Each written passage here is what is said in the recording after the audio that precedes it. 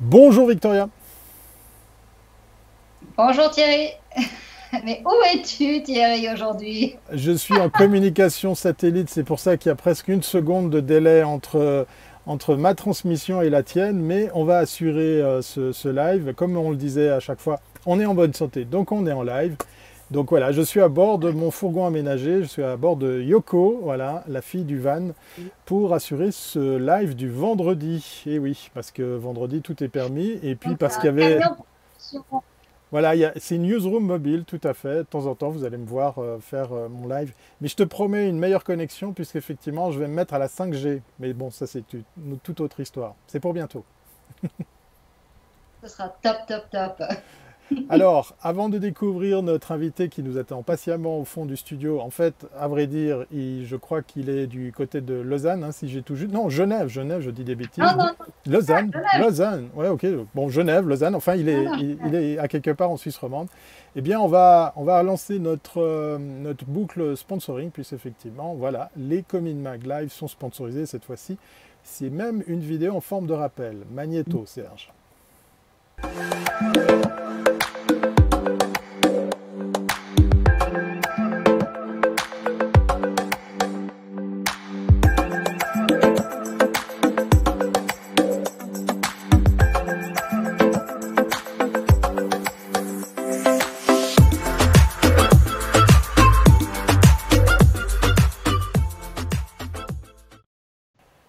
Voilà, vous l'aurez reconnu, le logo du meilleur de la pub. On le répétera tout le temps dans les Comin Mag Live. C'est jusqu'au 7 août que vous pouvez sortir vos plus beaux projets. On serait ravis de voir continuer les inscriptions parce qu'elles arrivent, ça bouge. Mais on vous rappellera dans tous les Comin Mag Live que cette cinquième édition du meilleur de la pub aura bien lieu. Bon, assez parlé Victoria, il y a notre invité qui doit probablement s'impatienter. De qui s'agit-il aujourd'hui? Alors aujourd'hui, on a le plaisir de recevoir David von Richter, qui est cofondateur et directeur de l'agence Cavalcade. Bonjour David. Bonjour David et bienvenue à bord. Ah, On t'entend pas? Thierry, fais quelque chose. on n'a pas le son de David, c'est dommage. Alors on va le laisser voir si David, David,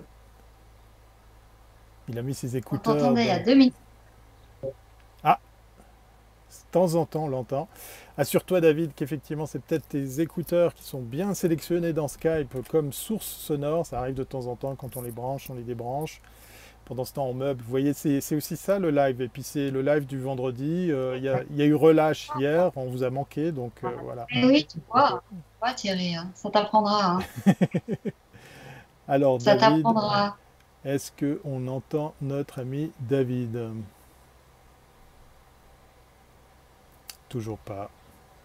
Et sans écouteurs, ça marcherait pas aussi? On va lui demander d'essayer. Ah, il Thierry, essaye s'il autre enlève les chose. écouteurs, Il ça pourrait essaye, marcher? il essaye autre chose. C'est dommage parce qu'il avait des choses super intéressantes à nous dire. Là, on est en train de faire du teasing, hein, parce que Est-ce que maintenant ça marche? voilà, on Ouais! a retrouvé David. Voilà! Est-ce qu'on Génial. est mieux maintenant? Ouais. 5 sur Ah 5. non, c'est super. Bon, j'avais un joli micro, je l'ai enlevé alors. Voilà. Ah, tu sens. Voilà. N'hésite pas à baisser un tout petit peu le volume de ton ordinateur pour éviter effectivement le retour son. Bonjour David et bienvenue à bord de ce Comin Mag Live, le 47e du nom, bientôt la cinquantaine. Comment ça va David? Ça Alors, va. David, raconte-nous comment ça s'est passé pour ton agence pendant ce confinement. Si j'ai bien compris, c'était assez positif. Il y a toujours plusieurs, ça se joue sur plusieurs tableaux. On va dire au niveau du travail, c'était très positif, dans le sens qu'on a eu la chance d'avoir des clients, nos principaux clients n'étaient pas particulièrement touchés dans les mandats qu'on avait avec eux par le Covid. Du coup, on a continué à travailler, on n'a pas souffert de trous, on n'a pas eu peur de disparaître d'un jour à l'autre. Donc ça, c'est quand même l'essentiel et c'est assez génial quand on voit d'autres qui n'ont pas cette chance-là. Après, c'était une aventure et forcément, hein, se réorganiser tout à coup. Nous, on avait même le problème d'avoir presque trop parce que entre tout ce qui est la gestion de la famille, moi j'ai 2 enfants à la maison, il n'y avait plus les grands-parents qui s'en occupent, plus de crèche, il fallait gérer l'agence en même temps, donc c'était des soirées qui se terminaient souvent à minuit. Mais voilà, on est content que ça s'arrête, mais Mais ça s'est plutôt bien passé au final. On a quelques petits projets qui ont disparu, mais c'était des projets plutôt créatifs. C'était pas des choses, disons, capitales pour l'agence. C'est très dommage parce qu'on s'était investi créativement. C'était des happenings en ville ou des choses qu'on ne pouvait plus tellement faire. Mais globalement, voilà, l'agence se porte bien. On a réussi à franchir ce pas et maintenant on attend ce qui se passe avec impatience et on essaie d'imaginer surtout ce qui va se passer. Ouais, donc vous avez eu la chance, vous, de ne pas avoir de campagne, disons, qui était programmée dans le premier semestre, ce qui fait que vous avez pu continuer à les préparer parce qu'elles vont être diffusées dans le deuxième semestre. Disons, c'était un bon timing. Oui, ouais, on était surtout en train de terminer des campagnes ou d'en commencer des nouvelles. Donc c'était pas un grand problème. Puis après, justement, les choses qui ont disparu, c'était des happenings en ville, il y avait même une caméra cachée de prévue, donc il y avait plus personne à surprendre, donc ça marchait plus. Mais c'était pas, voilà. Globalement, notre flux de travail n'a pas été modifié. Au contraire, on avait même eu trop, et puis on a eu des employés qui ont été recrutés par la protection civile qu'on a dû remplacer. Donc, au moins, on a pu rendre service à des freelances qui, eux, s'étaient retrouvés sans travail. Donc, finalement, tout le monde y a plus ou moins gagné. Alors, on l'a vu avec certaines agences qu'on a interviewées, qu'on a accueillies ici dans Commune Mag Live, il y a des habitudes de travail, des process et puis toutes sortes de routines qui ont un petit peu changé. Est-ce que ça a été aussi le cas au sein de ton agence? Est-ce que vous avez dû aussi vous adapter? Ça fait apparaître des choses, hein. On a l'impression, là j'ai vu aujourd'hui les manchettes de journaux qui parlent de la Suisse romande va se mettre au télétravail parce qu'elle y a pris goût. Est-ce que c'est un phénomène qu'on peut constater aussi chez Cavalcade? Alors oui, on s'est tous mis au télétravail, forcément. Maintenant, est-ce que j'aimerais que ce soit comme ça à l'avenir? Je me pose beaucoup de questions. Je crois quand même que la créativité, c'est la source d'échange, de ce qu'on appelle les liens faibles, c'est-à-dire les petites relations, les petites discussions à la machine à café, la possibilité d'interagir dès qu'on pense à un truc. Et là, j'ai un peu plus de peine avec la distance à ce niveau-là. Moi aussi, par exemple, personnellement, j'aime bien travailler dans les cafés. J'entendais l'autre jour des écrivains qui disaient qu'il y a des écrivains qui ont arrêté d'écrire parce qu'ils ne pouvaient plus se promener ou aller dans les cafés. Et moi, je trouve que voilà, la créativité, il y a quand même quelque chose d'organique, d'imprévu, de bordélique que le télétravail ne permet plus. Parce que on l'a vu avec le télétravail, tout ce qui était un peu désordre, tout ce qui était pas calé exactement, tout ce qui n'était pas droit devenait beaucoup plus problématique parce qu'il faut revenir, corriger, c'est beaucoup plus difficile de faire des retours. Et on a ce problème-là vraiment, je trouve, avec le télétravail, c'est qu'on a plus ce côté informel. Alors il y a des employés qui sont peut-être moins ponctuels, un peu moins précis, et ça pose beaucoup plus de problèmes avec le télétravail. Et pourtant, c'est peut-être les meilleurs employés dans d'autres conditions. Donc, est-ce que l'avenir de la publicité, c'est juste les gens qui sont carrés et précis? Ce serait dommage. Donc, nous, on essaye de trouver un peu des solutions intermédiaires où, évidemment, pour l'instant, on va essayer de... moi, je vais au travail une fois par semaine à l'agence. Là, je suis à Lausanne, d'ailleurs. On s'était posé la question avant. L'agence est à Genève et à Lausanne. Mais typiquement, on a décidé d'ouvrir aussi un deuxième bureau, un petit bureau à Lausanne, pour qu'on puisse avoir des équipes qui se rencontrent peut-être plus petites, plus informelles, des fois à Genève, des fois à Lausanne, et qu'on ait moins de trajets à ce niveau-là. Lorsqu'on a discuté ce matin, un des aspects que je trouvais très intéressant dans notre discussion, c'était la perception, la difficulté aujourd'hui de percevoir la réalité. C'est-à-dire ce confinement, on a eu quelques sources d'informations, mais le fait qu'effectivement on ne puisse plus aller dans un café, on ne puisse plus rencontrer des gens dans différents lieux, nous donne une vision un peu comme dans un prisme un peu bizarre de la réalité, ce qui fait qu'on ne sait pas quels sont réellement les secteurs qui sont touchés. Alors on a quelques informations parce qu'on nous dit voilà, bon, on imagine bien le tourisme est particulièrement touché, tout ce qui est aviation, mais en réalité on ne sait pas, on a beaucoup de mal à avoir une vraie photographie de la situation économique. Et ça, pour un publicitaire, c'est quand même important parce que vous devez décrire des tendances d'un monde de l'instant même. Et comment est-ce que maintenant qu'il n'y a plus autant de sources, comment est-ce que tu as pu te nourrir de ça et quelle vision tu as de ces prochains mois?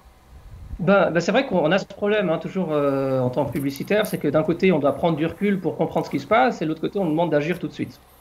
Donc à ce niveau-là, c'est assez compliqué. Et puis, toute crise accélère un peu les processus en cours. Et on parlait déjà de la bulle dans laquelle on se retrouvait, etc.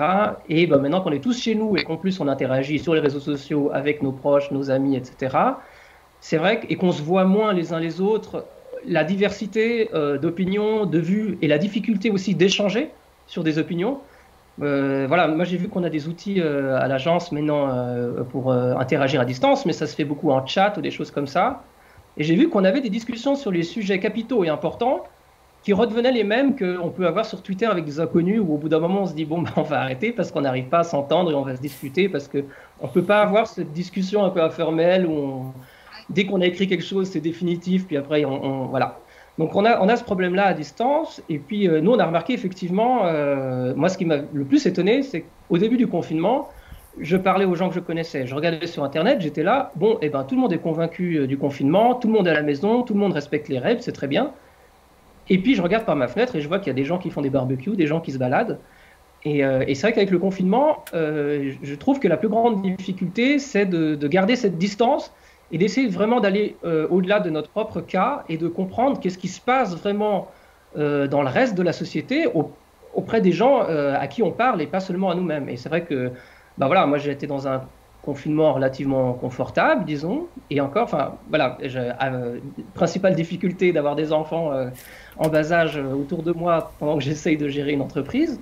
Mais ça va, mais il y a des gens, moi j'ai des amis qui sont professeurs et ils ont des élèves qui clairement ils mangent plus qu'une fois par jour. Il y a des queues à Genève d'1 kilomètre pour manger.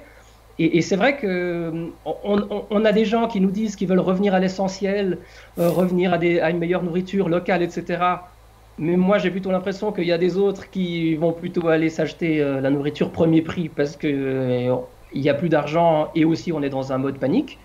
Donc c'est vrai que maintenant la principale difficulté c'est, alors oui il faut parler, rentrer un peu dans le blabla permanent que ça a lancé aussi le Covid, mais aussi avoir de la distance pour essayer de comprendre qu'est-ce qui se passe autour de nous et à qui on s'adresse et de voir dans les différentes situations, quoi. Oui, on voit par exemple tu as gagné le mandat des automnales à Genève où c'est vraiment la consommation et là comment est-ce que les gens vont consommer dans quelques mois, qu'elles attendent. Est-ce qu'on reste sur des produits à une valeur verte très forte ou bien est-ce qu'on va sur de la promo au premier prix? C'est vrai qu'on a l'impression qu'il y a deux logiques qui sont antagonistes et laquelle des deux de ces tendances va prendre le dessus, ça va de la réalité économique qui va le décider, non? Ouais, où il y aura des scissions vraiment peut-être entre deux publics, ceux qui ont vraiment été mis de côté durant cette crise, hein, par exemple, les jeunes diplômés, voilà. En tout cas, j'avais lu ça pour les États-Unis. Apparemment, les 2-3 prochaines années, ils vont avoir de la peine à trouver un travail. Les plus âgés qui ont eu de la peine à se mettre peut-être sur les réseaux sociaux, des entreprises qui ont été balayées d'un jour à l'autre. Et puis ceux qui, voilà, ont eu la chance de passer au travers des gouttes et puis de pouvoir manger bio et local, etc., quoi. Oui, ça fait plusieurs publics. Ouais, effectivement. Toi, tu as pitché pendant ce confinement ou tu as eu des mandats qui sont passés comme ça ou pas? Alors, nous, on a pitché des agences de prod. Alors, on était dans le beau rôle, disons. Ah ouais, on a eu un pitch, mais qui était un pitch juste, ce qui était très particulier, parce qu'on a un client qui voulait choisir une agence, mais simplement, suite à une discussion informelle, voir s'il y avait le feeling. Ce qui posait encore plus la question de la distance, parce que, bah oui, évidemment, comment avoir le feeling sur un Zoom ou sur un Skype, c'est pas facile. Mais oui, on a beaucoup de conférences et pitché dans l'autre sens des boîtes de prod événementielles et films, voilà, c'est un exercice très particulier.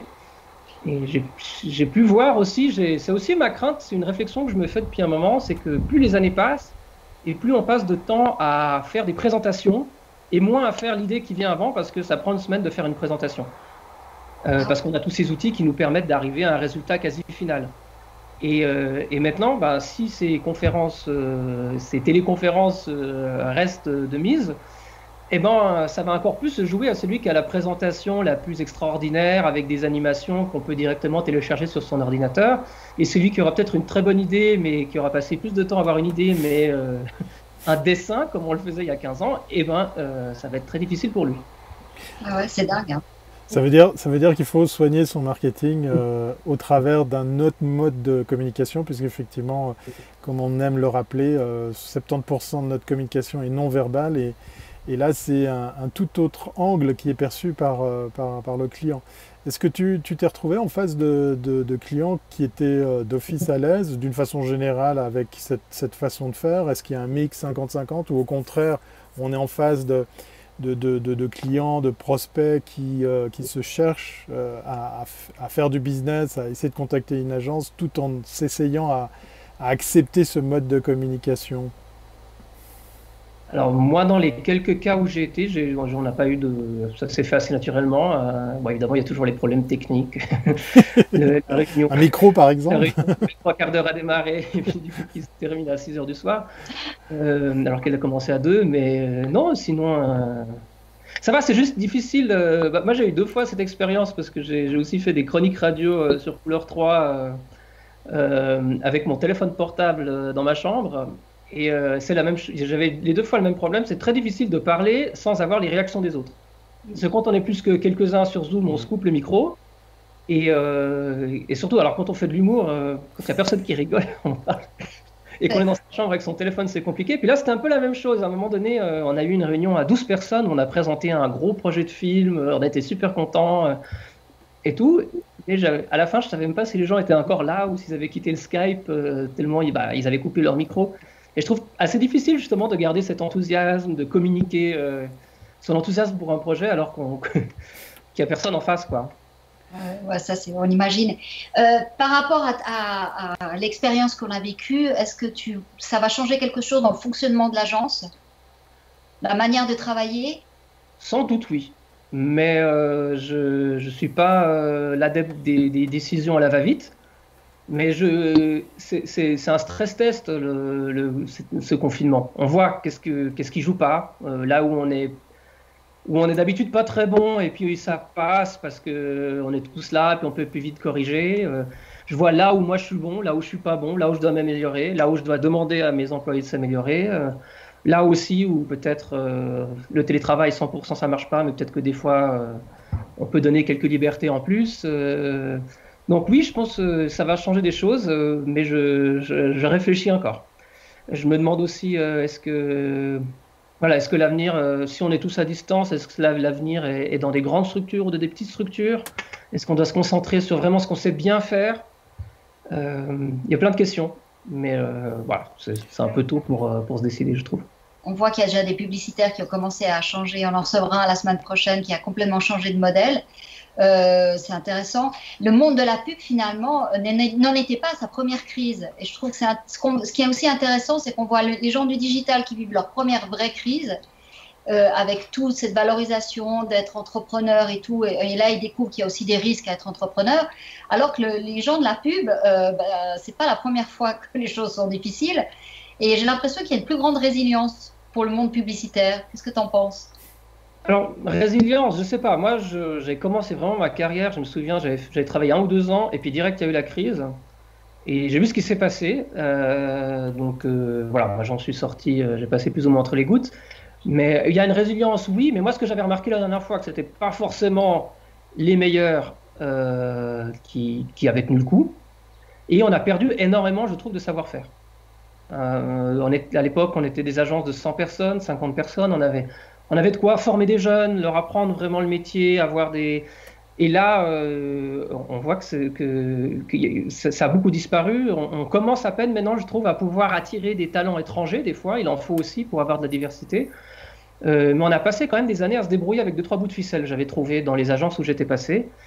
Et voilà, j'espère qu'on va réussir à garder un tissu et un savoir-faire propre plus que la dernière fois, disons. Il y a notre ami Anaïs qui se dit, ben oui, si effectivement on voit que nos clients en visio, ça va nous faire perdre le feeling avec lui. C'est vrai que c'est une question légitime. Et par rapport pour revenir sur la réflexion de savoir si des aménagements vont être mis en place par rapport à cette crise, est-ce que du côté du client, tu as le sentiment qu'il sera prêt à travailler avec une agence qui peut communiquer, qui peut être comme ça disparate géographiquement, qui peut se retrouver à collaborer en ligne? Parce qu'on a très souvent, j'ai l'impression, hein, Victoria, tu me dis si je me trompe, on a très souvent l'impression de se retrouver en face d'un client, ah, vous avez une agence, vous êtes combien? Vous êtes où? Comme si c'était une marque, une sorte de garantie que ça va bien se passer. Qualité. Voilà, une sorte de qualité, de label de qualité, là où, par exemple, chez nos amis développeurs, ça pose aucun problème d'être effectivement un petit peu éparpillé sur la planète pour délivrer un bon travail, un bon produit. Est-ce que toi, tu penses que le client ici en Suisse, il est prêt à se retrouver en face d'agences comme celle-ci? Alors, moi j'ai entendu les deux sons de cloche, hein, les grandes agences, j'ai aussi entendu les clients les critiquer. Nous, notre cas particulier, depuis qu'on a été créé, on a toujours eu cette situation où on a toujours pitché pour des clients trop grands pour nous. Au début, on était deux, on a gagné des plus grands clients, on a agrandi. L'année passée, on a gagné le mandat de Swissquote, alors que toutes les agences étaient 3 à 4 fois plus grandes que nous. Donc, chez nous, la question est un peu différente. Je pense qu'une fois que le produit final est convaincant, ça va. Mais par contre, moi, au contraire, je me pose la question inverse maintenant. C'est comment est-ce qu'on garantit une identité au travail que l'on fait? Si comme tout le monde commence à être à distance, il y a un type là, alors on perd le feeling avec les clients, mais on le perd aussi avec nos propres employés. Et je trouve que ce qui fait la qualité d'une agence, c'est aussi qu'il y ait une identité, que les gens se retrouvent dans une manière de faire, il y a un esprit, il y a quelque chose qui se passe. Et c'est vrai que si on est tous chacun de notre côté à faire un truc, au bout d'un moment, ça va peut-être se sentir un peu que c'est très disparate. Une fois, il y a un produit qui sort comme ça, une fois, c'est autre chose. Et c'est plutôt de mon point de vue, en fait, que j'ai peur. Je pense que le client, du moment que le produit lui convainc, mais c'est qu'il y a quelque chose de clair et de cohérent qui sorte de l'agence. Oui, tu as raison. C'est vrai qu'il y a une patte visuelle dans les agences et il faut la garder parce que les clients choisissent aussi les agences pour ça. Et puis ça dépend aussi du positionnement de l'agence. Nous, la nôtre est vraiment de moins en moins la course à la technologie, mais plutôt d'apporter une idée globale et de permettre le développement d'une expérience globale pour les clients de la marque. Et du coup, on a vraiment besoin d'une identité forte sur chaque projet qu'on fait. Il faut que chaque personne qui travaille sur le projet comprenne bien de quoi il s'agit et pourquoi sur une bannière on doit traiter les mots et les visuels de cette manière pour que ça corresponde à comment on les fait sur les affiches ou dans les vidéos. Et pour avoir une expérience globale et cohérente, il faut nous-mêmes être cohérents, quoi. Je trouve que ça, c'est une très grande tendance. On est en train de voir, effectivement, il y avait toujours cette question au départ, est-ce que la publicité et le web allaient vivre côte à côte? Après, on a posé la question, qui allait intégrer lequel? Est-ce que c'était le web qui allait manger la pub ou la pub qui allait manger le web? Et puis finalement, tout le monde s'est mis un peu à faire de tout. Et puis aujourd'hui, j'ai l'impression que chacun veut revenir sur une identité beaucoup plus forte parce qu'aujourd'hui, les marques ont besoin de conseils, de branding. Alors, on sait que les outils digitaux sont là, mais on les utilise différemment. Ce n'est pas la raison. La finalité n'est plus l'outil, mais la finalité, l'outil est au service d'une idée. Et on revient un peu sur le concept de l'idée publicitaire. Ouais, mais c'est marrant hein, parce que je cherchais un peu d'inspiration l'autre jour et je me promenais sur les sites des awards de cette année. Ouais. Et je trouve pratiquement plus de campagne primée qui est une vraie campagne avec un message de marque fort, intelligent, qui se décline de manière intelligente sur des images et des vidéos. C'est que des one-shots. Absolument. Une vidéo par-ci par-là, un type qui a fait ça dans la rue. Et je pense qu'en plus, maintenant, on va être de plus en plus dans le digital avec ce qui s'est passé, il y aura un encombrement incroyable de visuels, d'informations, de trucs, et les marques vont avoir besoin d'être reconnues et cohérentes d'un sujet à l'autre et d'un mois à l'autre. Et ça, je pense que c'est le vrai grand défi, peut-être, aujourd'hui. C'est pour ça que j'aime beaucoup la campagne qu'a fait Nike, excuse-moi Thierry, pour avec Just Don't Do It. Parce qu'on reprend, elle s'est vraiment ancrée sur l'actualité aujourd'hui, en reprenant son slogan, et je trouve très très fort, parce que tu n'as pas besoin de mettre des images, juste avec des mots, tu as tout le concept qui est là, je trouve elle très très fort. Oui, alors justement, au niveau du fonctionnement, Nike, elle arrive très bien à le faire, de décliner ça sur tous les sujets. Après, on verra quand on leur parlera du Bangladesh, si la diversité les intéresse toujours autant. Mais disons que, en tout cas, au niveau intra-américain, ça marche. À propos de distance, hein, on parle d'agences un peu morcelées comme ça géographiquement. Eh bien, ça y est, on a franchi un cap avec les Comin Mag Live. Hein, Victoria, c'est officiel. Nous sommes suivis jusqu'en France. On a des auditeurs ou des internautes plutôt de Paris. Voilà, comme quoi Comin Mag peut s'internationaliser. Voilà, bienvenue. Par rapport à ça, voilà, ça m'amène à une question, David, pour un petit peu peut-être plus faire connaissance avec Cavalcade. Quel est le client type de ton agence? Là, tu as cité nos amis de Swissquote, sans forcément donner de nom. À qui s'adresse ton agence? Ben, en fait, je pense que c'est les mêmes genres de clients que comment on a créé l'agence au tout début. On était des gens très différents qui se sont mis ensemble. Et pour moi, je trouve que la créativité, la publicité naît de la rencontre de choses qui ne se ressemblent pas. Et on trouve des moyens de les mettre ensemble. Voilà, c'est la différence, les rencontres imprévues. Et je crois que notre client idéal, c'est le client avec lequel on n'associerait pas normalement. On n'a que des clients très différents les uns des autres. Je crois, une banque, des jus de fruits, la loterie, l'État, des plus petites choses sociales. Et on essaye de cultiver un maximum ça. Moi, j'ai pas envie d'être spécialisé dans un truc. Oui, enfermé. On dit le meilleur moyen de muscler le cerveau, c'est de lui faire des choses nouvelles. Et je pense que c'est la même chose pour la créativité d'une agence. Mais vous étiez deux créatifs à la base. Et ça aussi, je veux dire, toutes les agences, il faut voir comment elles ont été créées et quel est le profil du créateur. Tu as celles où ça vient plutôt du marketing ou plutôt du business, et tu as celles qui viennent vraiment de la création. Et vous êtes deux créatifs, et vous avez toujours voulu mettre la création, et même des fois, vous étiez je dirais, très engagé dans votre approche créative, et vous n'alliez pas déroger votre idée créative pour, disons, faire des compromis un peu plus économiques. Et donc ça, c'était toujours un peu une ligne qui a fait qu'on vous reconnaît par rapport à cette démarche. Ouais, alors je mettrais comme un tout petit bémol là-dessus, c'est que Cavalcade était créé par deux créatifs, mais Cavalcade n'existait quasiment pas tant qu'il y avait deux créatifs qui travaillaient quasiment gratuitement pour tout le monde, parce qu'on ne savait pas faire de budget, mais on a été rapidement rejoint par Nina Hugon-Tebler. Nina, je la salue parce que c'est une grande professionnelle. Ouais. Voilà, et c'est plutôt, je crois que c'est plutôt aussi cette rencontre-là qui fait que Nina, je pense que dans le domaine, c'est une de celles qui comprend le mieux le métier, absolument, qui sait le mieux comment mettre en place une campagne, un budget, et qui a apporté justement à ce bordel organique une rigueur et que je pense que souvent on gagne plus facilement, on gagne des pitchs plutôt grâce à elle que grâce à nos idées. Donc je pense que c'est vraiment une cohérence à ce niveau-là. Et je crois qu'aussi notre désir de faire une agence au début, c'était que pas de concession, je suis pas sûr, parce qu'on est rarement arrivé comme des têtes brûlées. Je crois qu'au contraire, on a voulu prouver à nos patrons précédents qui étaient un peu blasés et qui nous disaient ça passera jamais, les clients ne veulent pas la créativité, ils sont chiants, fais une bouse. Texto. Et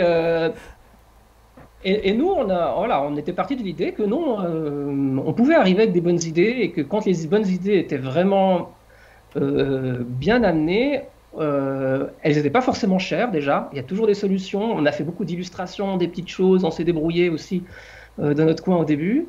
Alors maintenant, on fait des petites choses et des très grosses choses, mais c'est toujours cette même idée-là, cette croyance que c'est pas forcément parce que le client est frileux ou bête s'il n'a pas aimé notre idée, c'est peut-être parce que qu'on l'avait mal ficelé aussi, quoi. Ouais. En tout cas, ça fait plaisir de réentendre des mots comme idée, création, de voir aussi revenir sur la marque, des notions qui à un moment étaient un petit peu balayées par toute cette technologie qui semblait prendre le dessus. Et puis finalement, on voit que les outils restent des outils, quels qu'ils soient, et qu'un outil, c'est pas une finalité. C'est un moyen pour arriver à quelque chose. Mais il faut savoir vers où on va. Et ça, je pense qu'il y a une nouvelle vie pour les agences de pub. Moi, je suis convaincue. Tout ce qui est communication va en devenir très fort. Ben, j'espère. Enfin, je pense qu'on va au-delà de mois très compliqués, en tout cas. Je parle pour la branche en général, parce que On est quand même souvent le premier domaine touché quand il y a Ça, c'est encore quand il y a autre des contexte. crises, etc. Mais j'espère qu'à terme, quand ça va revenir, on aura les moyens d'exprimer vraiment qu'est-ce qui est notre cœur de métier et notre plus-value à ce niveau-là. Merci beaucoup David pour cet échange du vendredi. C'était le dernier live. On va prendre rendez-vous avec l'agence Cavalcade dans quelques semaines, dans quelques mois, comme on aime de temps en temps le faire, parce que ça sera l'occasion de faire le point peut-être à la rentrée. On se réjouit de voir Cavalcade, je vais essayer de le prononcer correctement, également au meilleur de la pub. Hein. Je dis ça, je dis rien. Et, On attend que on attend que ça, bah nous aussi, je peux te le confirmer. Donc dépêchez-vous, hein, c'est jusqu'au 7 août que vous pouvez sortir vos plus beaux projets. Et puis on fera la fête parce qu'il y a beaucoup d'agences qui ont des anniversaires à fêter. Voilà, c'est un point commun sur 2020, donc peut-être une belle occasion de, allez, le temps d'une soirée d'oublier cette période difficile. Encore merci David pour cet échange très très intéressant. On va se dire au revoir parce qu'on va retourner travailler. Hein. On a beau être un peu partout, c'est quand même ce qui nous attend cet après-midi. Et puis on se dit à très très bientôt, hein, peut-être pour justement une prochaine émission. Très bien. Au revoir, merci. Salut, David. Voilà, on est arrivé au terme de cette émission. On va se dire à lundi, c'est ça? Ben oui, à lundi. Et vivement la 5G, hein. Vivement la 5G, oui. Je vois pas ce que tu veux dire. J'y travaille, j'y travaille. Désolé, Alors, effectivement. Mais voilà, l'émission a eu lieu. Je suis le premier content. Et puis, promis juré, ça sera de mieux en mieux, même en itinérance. Voilà. Donc, vous avez compris. Portez-vous bien. On se voit lundi, 15 h pour le prochain Come in Mag Live. Et puis, d'ici là, vous avez le droit de partager, d'interagir, de commenter et puis de faire participer tous vos amis au précédent numéro déjà produit. Allez, bon week-end à tous. Allez.